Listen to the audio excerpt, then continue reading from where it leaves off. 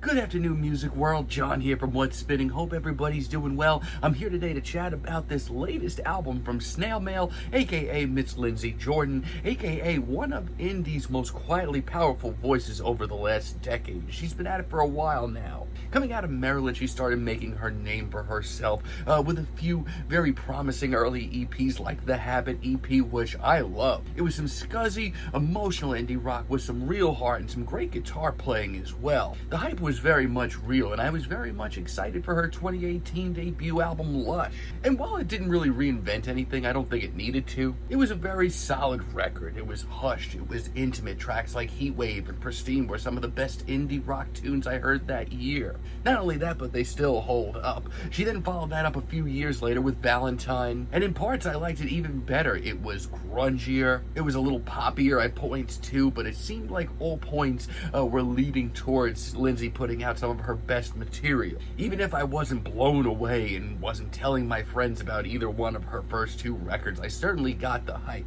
So now, after a few years away, we get this record here. It's an album that I've been pretty excited for, mostly because of just how genuinely good the singles have been leading up to this thing. Let's chat about it. This album starts off with Tractor Beam, the final single released from this album before its release. I think it's a really good one. Right off the bat, this track is light, it's springy, it's just drenched in this sort of 90s glow to it, but that's par for the course with Snail's music. The strings, the imagery, the emotion, it's very much Lindsey's style. But nothing here seems cliche or borrowed. This sounds like her owning this sound. Then we have My Maker, one of my favorite tracks here. It's heartfelt, it's youthful.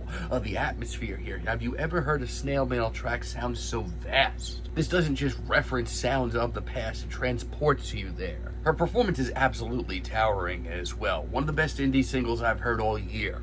I really do like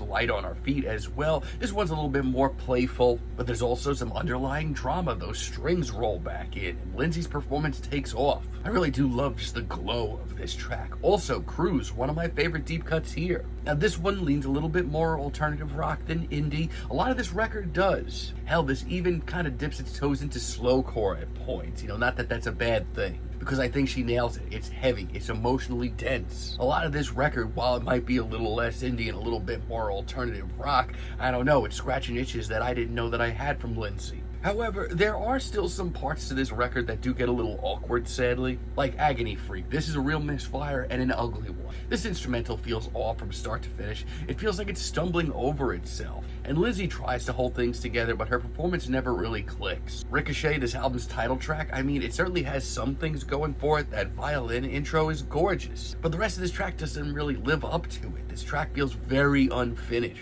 And Reverie, as a closer, I don't really know what to make of it. It's soft and sweet and intimate, but it never really fully blooms. Yeah, eventually it does pick up a little, but it doesn't sound like it has any idea on where to go or what it wants to be. I don't think it's a very effective closer. But here's the thing, even with that, a lot of this record still works. As a matter of fact, I'd argue that content-wise, this might be my favorite Lindsey album. Deep End, I was very lukewarm on this when it dropped as a single. I did not know what to make of it. I wasn't feeling it, but hearing it in context with the album, I think it works. There's just this determination in her performances that I can't seem to get away from. And once again, these atmospheres continue to sound so vast. Butterfly is a breath of fresh air. It's upbeat, a little urgent, even a little whimsical. And we don't always get that from Lindsey, but man, she's a hell of a guitar player. The guitar work on this cut is some of the best on this album. And nowhere late in the record, while instrumentally it is a little safe, lyrically it's one of Lindsey's most introspective tracks. It's simple, but it sticks, and hell might be this album's most beautiful moment. It's twilit, it's calm, it sounds like you're catching up with an old version of yourself. And when the heavier guitars come crashing in later on,